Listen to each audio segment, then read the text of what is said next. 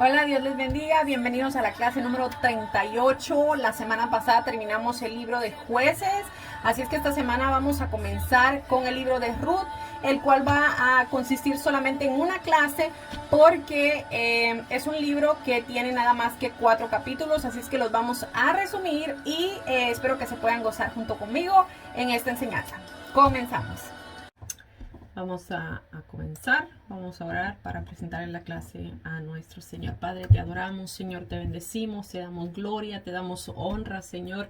Gracias, Padre amado, por esta nueva oportunidad que nos das, Señor, de poder estar reunidos, Señor, para aprender de tu palabra. Gracias, Padre eterno, gracias, Padre amado. Te pedimos, Señor, que te glorifiques, Señor, como lo has hecho durante todo este tiempo, que sigas, Señor, usando tu palabra, Señor, para formar nuestro carácter, para formar nuestro corazón, para tener no solamente un conocimiento de ti, Señor, sino para tener una vida, Señor, conforme a ti, Señor, conforme a tu palabra, una vida agradable y santa a ti, Padre. Te lo pedimos, Señor, ayúdanos, Padre, en el nombre de Jesús. Amén. Bueno, la semana pasada terminamos el libro de los jueces. Realmente estoy contenta porque ya estamos llegando a una de las historias, de las narraciones más interesantes, aunque todas son interesantes, pero en el caso del libro de Primera y Segunda de Samuel, que nos narra la historia de los reyes, ¿verdad? Del rey David en este caso, que es la más que llama la atención. Ya estamos llegando ahí. Vamos a ahorita tocar el libro de Ruth, que es el que está antes del libro de Primera y Segunda de Samuel. Y después de eso vamos a hablar un poquito acerca de, vamos a resumir más bien dicho, Primera de Samuel. Así es que el libro de Ruth no es muy largo, solo tiene 4 capítulos, entonces lo voy a resumir. No voy a leerlo como siempre lo hago, porque como es corto voy a resumir toda la historia. ¿Okay? Bueno, el libro de Ruth, el Talmud le atribuye la autoría del libro a Samuel, pero el libro en sí no sugiere quién lo escribió, ¿verdad? O la identidad del escritor. Entonces se supone que fue Samuel el escritor porque la genealogía del final y la explicación de las costumbres arcaicas, porque contiene eso, ¿verdad? Por eso se piensa que fue escrito en una fecha durante o después del reinado del rey David, entre el 1011 al 971 antes de Cristo, ¿ok? Entonces, los mensajes dentro del libro son la gracia, la providencia de Dios y el amor inalterable, y lo vamos a ver por qué. Vamos también a resumir, como ya les dije, ¿verdad? Este libro, porque solo tiene 4 capítulos. El libro de Ruth nos invita a que nosotros reflexionemos, ¿verdad?, en la pregunta de cómo está Dios involucrado en nuestras alegrías, en nuestras tristezas, en nuestros sufrimientos, en todo este tipo de cosas de nuestra vida diaria. Entonces, vamos a ver que en el libro hay 3 personajes principales. Y estos son Noemí, que es la viuda, ¿verdad? Vamos a conocer un poquito más quién es ella. Ruth, que es la moabita, o sea, la nuera de Noemí. Y Boz, el agricultor israelita, que termina casándose con Ruth.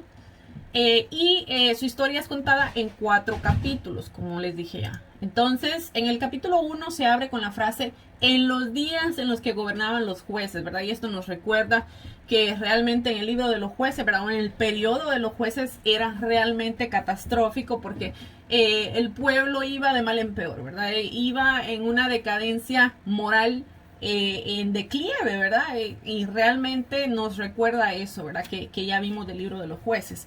Entonces, en este capítulo, en el capítulo 1, se nos va a presentar o se nos presenta, ¿verdad?, una familia israelita en Belén. Esta está luchando por sobrevivir porque había una hambruna y en busca de comida se mudaron a otra tierra llamada Moab, que es un antiguo enemigo israelita. Y incluso los moabitas eran una tribu descendiente de Moab, el hijo de Lot, quien nació, ¿verdad? Este Moab nació de una relación de incesto de Lot con su hija mayor. Y esto lo podemos ver en Génesis 19:37. Y dice, se lo voy a leer para que vean que es verdad. Y dio a luz y dio a luz la mayor un hijo y llamó su nombre Moab, el cual es padre de los moabitas hasta hoy. En ese momento, ¿verdad? Las hijas de Lot, acuérdense que la ciudad de Sodoma y Gomorra habían sido destruidas, ¿verdad? Por Dios. Y a Dios sacarlos a ellos, a Lot y a su familia de esta ciudad, las hijas de Lot, al ver o al pensar que no habían quedado más hombres en la tierra, ellas pensaron que todo había sido destruido. Entonces, al ellas pensar de que todos los hombres habían sido destruidos, ellas dijeron, porque dice que Lot se emborrachó. Entonces ellas dijeron, vamos a tener un hijo de nuestro padre porque pues para que se preserve nuestra descendencia porque no hay más hombres. Entonces ellas tuvieron relaciones con su padre, ¿verdad? Dice la Biblia que él no se dio cuenta de esto, o sea que él en su borrachera no se dio cuenta, pero vemos que las consecuencias, ¿verdad? De estar metidos entre esa sociedad corrupta como lo era Sodoma y Gomorra, pues trajo estas consecuencias, ¿verdad? En estas hijas de Lot. Y aquí vemos, ¿verdad? Este pueblo moabita que fue un enemigo de Israel y que provienen de esa relación de ese incesto, ¿verdad? Entre Lot y su hija mayor. Bueno, siguiendo con el relato, ¿verdad? Se habían mudado, ¿verdad? A este pueblo, Moab. Entonces ahí el padre de familia, el esposo de Noemí, muere. Y los dos hijos de ellos, ¿verdad? Se casaron con dos mujeres moabitas, una que se llamaba Ruth y la otra se llamaba Orfa. Y luego los dos hijos de esta mujer, ¿verdad? De Noemí, los que se habían casado con Ruth y Orfa, estos murieron también, imagínense. Entonces murió el papá y murieron los dos hijos. Y dejaron sola a Noemí con sus dos nueras. Entonces imagínense ¿cómo se dice? El resemblante de esta historia, ¿verdad? Entonces, Noemí siente, ¿verdad? Que no tiene ninguna razón para quedarse en Moab y le dice a sus nueras que ella iba a regresar a su casa en Belén. Entonces, al Noemí saber que la vida, ¿verdad? De una viuda extranjera, en Israel iba a ser muy dura. Le dice a sus nueras que no vayan con ella, que no la acompañen. Y, ¿verdad? Ofra aceptó, ¿verdad? De buena gana. Prácticamente Noemí les dijo, regrésense con sus padres, con su familia a Moab. Pero Orfa aceptó, pero Ruth no aceptó. Ruth muestra una lealtad grande hacia Noemí. Le dice, textualmente, le dice, a donde quiera que tú vayas, yo iré. Y tu pueblo será mi pueblo y tu Dios será mi Dios. Entonces vemos la fidelidad, ¿verdad? Que había en esta mujer, en Ruth, hacia su suegra, ¿verdad? Entonces, así que, ¿verdad? Las dos entonces finalmente regresan juntas a Israel y el capítulo concluye con que Noemí cambia su nombre a Mara, que significa amarga en hebreo, ¿verdad? Pues, ¿verdad? Obviamente ella se lamentaba de su trágico destino al perder a su familia. Cuando ella iba llegando, decía, mira, ahí viene Ruth, ahí viene Noemí. Y cuando ella oyó que la estaban llamando Noemí, dijo, por favor, no me vuelvan a llamar Noemí. Desde ahora llámenme Mara, porque realmente ha sido amarga mi vida desde que yo me fui de Belén. Entonces, el capítulo 2 comienza con Noemí y Ruth hablando acerca de dónde iban a encontrar comida. Y resulta que es el inicio de la cosecha de cebada, así que Ruth va a buscar comida, termina recogiendo granos en el campo de un hombre llamado Boz, quien resulta ser al final un familiar de Noemí, su suegra, ¿verdad? Entonces se nos dice que Boz era un hombre de carácter noble y que Ruth le llama la atención, o sea, la vio y le llamó la atención, ¿verdad? Así que después de conocer un poco más de su historia, ¿verdad? De conocer quién era Ruth y eso, porque preguntó, él muestra una gran generosidad hacia ella. Entonces les regala ciertos privilegios especiales, ¿verdad? Para que la inmigrante Ruth pueda recoger granos en su campo y obviamente al hacerlo Boz está obedeciendo un mandamiento explícito en la Torá, ¿verdad? Que dice mostrar generosidad al inmigrante y al pobre, ¿verdad? En este caso Ruth era migrante, ¿verdad? Y obviamente con su suegra, aunque su suegra sí era israelita, pero eran dos mujeres que estaban solas y que por lo tanto, ¿verdad? Estaban en pobreza. Entonces, este hombre, ¿verdad? Se impresionó de esta lealtad de Ruth y también, ¿verdad? Noemí estaba, ¿cómo se dice? Impresionada por la lealtad que su nuera estaba teniendo para con ella, ¿verdad? Porque realmente ella la estaba, me imagino que Noemí era una mujer ya de edad avanzada, entonces el hecho de que Ruth incluso fuera hasta recoger comida, ¿verdad? Buscar la comida para poder mantenerla. Eso impresionó también a Noemí. Entonces Noemí viene y ora para que Dios le recompense por su valentía, ¿verdad? Y Ruth vuelve a casa ese día y Noemí se entera de que ella conoció a Boaz.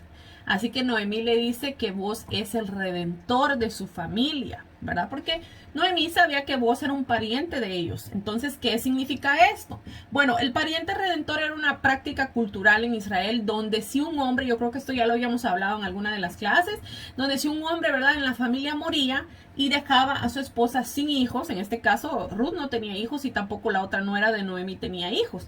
Entonces, si el esposo moría, ¿verdad?, o si un hombre moría y no dejaba a hijos, ¿verdad?, con su esposa, su tierra, su descendencia, era la responsabilidad del pariente más cercano. Por eso se le llamaba a este pariente redentor.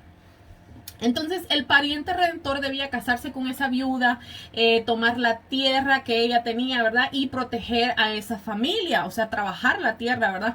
Y así que Noemí, ¿verdad?, empieza a tener esperanza de que quizás todavía hay un futuro para su familia, ¿verdad? Eso suena un poco extraño a nuestro criterio, ¿verdad? Por ejemplo, si nos vamos a una de las preguntas que le hicieron, creo que fue los fariseos a Jesús, que le dijeron, bueno, había una mujer que tenía un marido, este se murió, después su hermano vino a ser su marido, porque esa era la regla, ¿verdad? Que si tú te casabas, ¿verdad?, con el mayor de los hijos, vamos a decir, y este moría y tú no tenías hijos de él, entonces se consideraba que ese, el primogénito, ¿verdad?, de esa familia, no iba a dejar descendientes. Entonces el hermano que seguía se tenía que casar con esta muchacha, ¿verdad?, con su cuñada prácticamente, y darle hijos. Si este venía y moría sin darle hijos, entonces el otro hijo en línea tenía que casarse con esa muchacha. Entonces los fariseos le hicieron esa pregunta a Dios, ¿verdad?, al Señor, a Jesucristo, que si de quién en la resurrección, ¿verdad?, que si era cierto que la resurrección iba a pasar, de quién iba a ser mujer, de cuál de todos ellos iba a ser mujer esta mujer, ¿verdad? Pues habían muerto varios de sus maridos y por eso es que ella, al final, de quién iba a ser mujer, ¿verdad? Entonces Jesús le dijo que ellos estaban errando, ¿verdad? Prácticamente porque en la resurrección, ¿verdad?, allá en el cielo nadie se iba a casar con nadie, íbamos a ser como ángeles, les respondió Jesús, ¿verdad? Entonces les estoy comentando eso porque es para que ustedes puedan entender un poquito lo que es el pariente redentor. Entonces esta era una práctica que se tenía en aquellos tiempos. Bueno, pasando al capítulo 3, ahí comienza con Noemí y Ruth haciendo un plan para hacer que Boaz note esa situación, ¿verdad? De que Ruth era una mujer viuda, de que Noemí era pariente de él, ¿verdad?, de Boaz, y que tal vez él podía ser ese pariente redentor para ella, ¿verdad? Entonces, le aconseja a Noemí, ¿verdad?, Ruth, que deje de usar su ropa de luto y que empiece a mostrar que está disponible otra vez para casarse.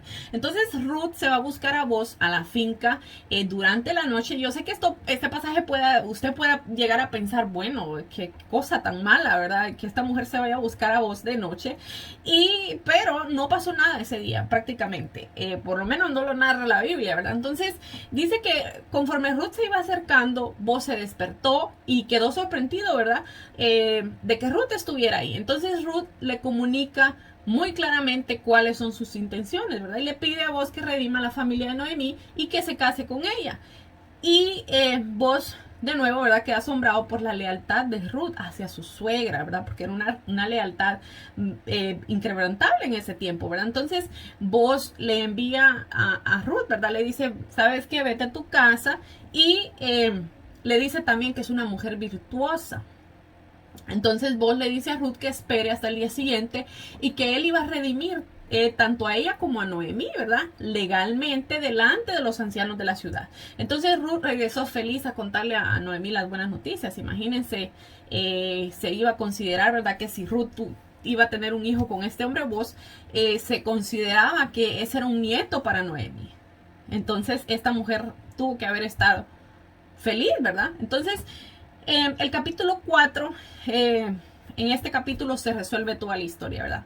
Pero resulta de que Boaz descubre que hay un pariente más cercano a Noemi que él. Y ese hombre es elegible antes que él para redimir a la familia. Pero cuando este pariente, ¿verdad? Cuando este hombre se entera de que se tiene que casar con Ruth la Moabita, ¿verdad? Que era una extranjera, se rehúsa a redimirla. Y entonces, si este hombre se rehusaba a redimirla, entonces pues ya quedaba el camino libre, ¿verdad? Para que Boaz pudiera casarse con ella. Entonces Boaz conoce, ¿verdad? Obviamente el verdadero carácter de Ruth, así que adquiere la propiedad de la familia de Noemí y se casó con Ruth. Entonces la historia básicamente concluye con un revés, ¿verdad? De todas las tragedias del capítulo 1. Así es que la muerte del esposo y los hijos de esta mujer Noemí es revertida, ¿verdad? Ya que Ruth se casó de nuevo y dio a luz un hijo trayendo gozo a Noemí, que ya, como les dije, se consideraba como que este era un nieto ya de ella, ¿verdad? Entonces, esta similitud, ¿verdad? Entre el inicio y el final nos recuerda que la tragedia inicial fue seguida por un gran acto de lealtad de parte de Ruth, y eso ahora coincide, ¿verdad? También con el acto de lealtad de Boaz que lleva a la restauración de la familia, en este caso la familia de Noemí. Bueno, por otro lado, en el libro de Ruth hay una característica muy interesante, y es lo poco que se menciona a Dios dentro de la historia. Sí, los personajes hablan acerca de Dios algunas veces, pero el narrador jamás menciona que a Dios haciendo algo directamente en la historia. Y eso nos demuestra, ¿verdad? Nosotros que la providencia de Dios está obrando detrás de cada escena, ¿verdad? En esta historia, entretejiendo las circunstancias, las decisiones de cada personaje, aunque no se mencione explícitamente, ¿ok? En el caso de Noemí, ¿verdad? Su tragedia la lleva a pensar de que Dios la está castigando, pero en realidad la historia entera se trata de la misión de Dios para restaurarla no solamente a ella, sino a su familia, y Él lo está haciendo a través de Ruth, lo que obviamente le trae sanidad a la vida de Noemí, ¿verdad? Que ya de un principio ya había dicho ya, no me llame más Noemí, llámeme Mara, porque amargo ha sido y trágico, ¿verdad? Ha sido lo que me ha pasado a mí estando yo fuera de Israel.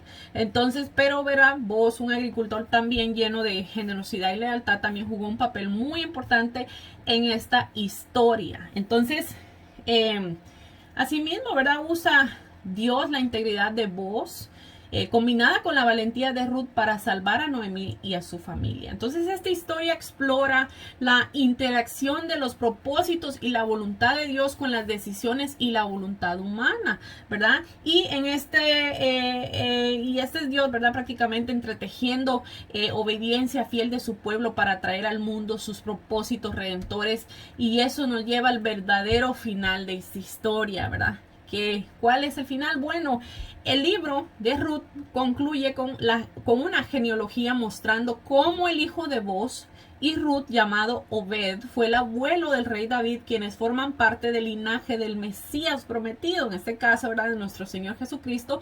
Y así, ¿verdad? De repente todos estos eventos aparentemente mundanos, aparentemente ordinarios, ¿verdad? Se entretejen en una gran historia de la redención de Dios para el mundo, ¿verdad? Porque siempre nos muestran la línea genealógica de nuestro Señor Jesucristo. Así que el libro de Ruth nos invita a considerar cómo Dios puede estar obrando en los detalles ordinarios y mundanos de nuestras vidas, ¿verdad? También, y de eso se trata este libro de Ruth, ¿verdad? Yo recuerdo, yo creo que se los comenté una vez, de que me quedé muy sorprendida porque llevaba un tiempito de no poder, creo que fueron como 2 o 3 semanas, de que no pude estudiar la Biblia, lo que estaba estudiando, y no fue eso, no fue estudiar. Es que no pude dar como 2 o 3 clases de estas que estoy dando los sábados. Yo creo que les comenté. Y me sentía un poco mal porque yo decía, Dios mío, estoy faltando a las clases. No las he podido dar. Y me sentía bien mal. Y sin embargo, detrás de eso, yo sé que Dios estaba moviendo para que yo no diera esas clases, porque yo después tuve una necesidad grande en mi vida. Y cuando yo di esa clase, cuando yo me puse a estudiarla para poder dárselas a ustedes, era exactamente la palabra que yo necesitaba en ese momento escuchar. Estaba leyendo un pasaje del cual yo necesitaba escuchar en ese momento. Y ahí me di cuenta yo de la soberanía de Dios, de cómo Él incluso retrasa nuestros planes para poder Él en el momento específico traernos a nosotros una palabra, en este caso una palabra que necesitamos. Y eso como les estaba diciendo, ¿verdad? En la vida de nosotros Dios está moviendo, obrando en detalles, ¿verdad? Que tal vez nosotros no consideramos grandes, pero Dios está obrando, algo está haciendo Dios. A veces uno suele decir, ay, me desvié el camino, es que me perdí. Dios sabrá de por qué te perdiste, Dios sabrá por qué permitió que tú te perdieras, ¿verdad? Quizá si te ibas por el camino correcto, tal vez te hubiera ocurrido un accidente. Bueno, son tantos detalles, tantas cosas de las que Dios nos libra, ¿verdad? En nuestra vida diaria, que realmente nosotros quizá nunca vamos a llegar a saber, pero vemos en la historia de Ruth, ¿verdad? Cómo todos estos pequeños, vamos a decir tragedias, ¿verdad? Que pasaron al principio de la familia, llevaron al final a desencadenar eventos tan significativos como lo fue el nacimiento de Obed. Porque si los dos hijos de Noemí no hubieran muerto, Ruth nunca hubiese conocido a Boaz, y Obed nunca hubiera nacido. Y Obed fue el abuelo del rey David, imagínense. Y obviamente de ahí viene la línea genealógica de Jesucristo. Entonces vemos cómo Dios se mueve. La fidelidad, ¿verdad? De Ruth hacia Noemí y hacia Dios, porque Ruth le dijo a Noemí, tu pueblo será mi pueblo y tu Dios será mi Dios. Porque los moabitas, ¿verdad? Ellos no adoraban al Dios que adoraban los israelitas. Entonces esta mujer dejó todas sus costumbres, dejó todo ese paganismo, ¿verdad? Esa idolatría a un lado para venir y recibir al Dios de Noemí, que en este caso es nuestro Dios, ¿verdad? Jehová, Dios de los ejércitos. Entonces esta lealtad, esta fidelidad sigue el pacto, ¿verdad? Y proporcionó un modelo de cómo los que no eran israelitas, incluso de sangre, ¿verdad? Podían incorporarse al pueblo de Dios mediante la fe. Y si los moabitas que se acercaban al Señor podían ser aceptados, ¿verdad?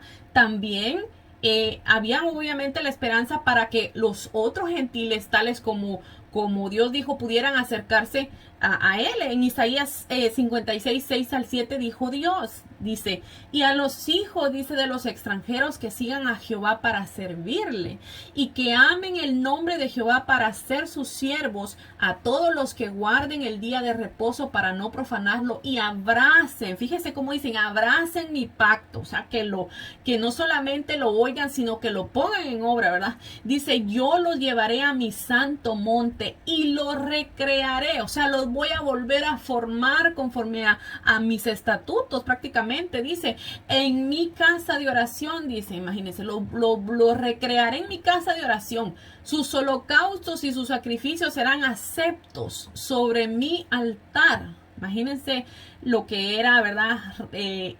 Aceptar a Dios, ¿verdad? Volverse a Dios, dejar todas esas costumbres y adoptar, vamos a decirlo de esa manera, adoptar al Dios de los israelitas.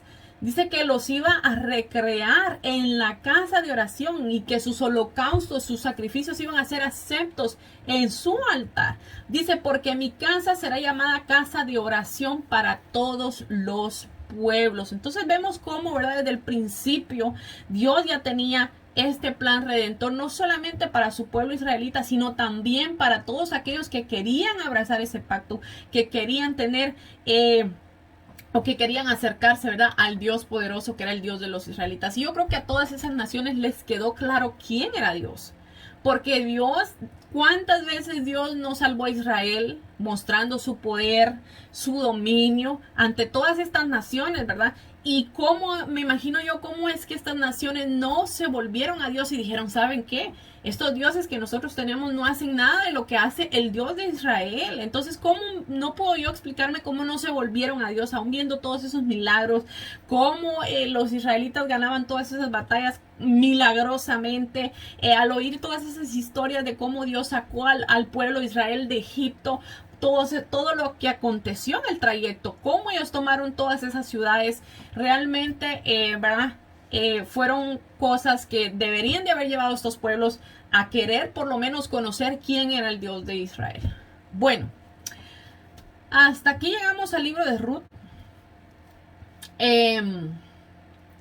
Honestamente no quisiera entrar en Primera de Samuel porque quisiera dejarlo en una sola clase, o por lo menos la introducción del libro de Samuel, porque si entro a la introducción me voy a quedar a mitad conforme al tiempo que llevamos de esta clase. Entonces yo creo que vamos a quedarnos ahí por esta semana. Vamos a tener una clase nada más de media hora, que es lo que hemos tardado para terminar esta clase del libro de Ruth. Una historia muy interesante, una historia que nos deja una enseñanza muy grata, y es verdad de que todos nosotros, no importa de dónde seamos, no importa quiénes seamos, de dónde somos, nuestra cultura, nuestras costumbres, no importa lo que todo eso sea, ¿verdad? Si nosotros venimos a los pies de nuestro Señor, reconociendo que Él es el Dios soberano y que solamente a Él podemos adorar, que solamente Él, a través de Jesucristo, nosotros recibimos salvación, ¿verdad?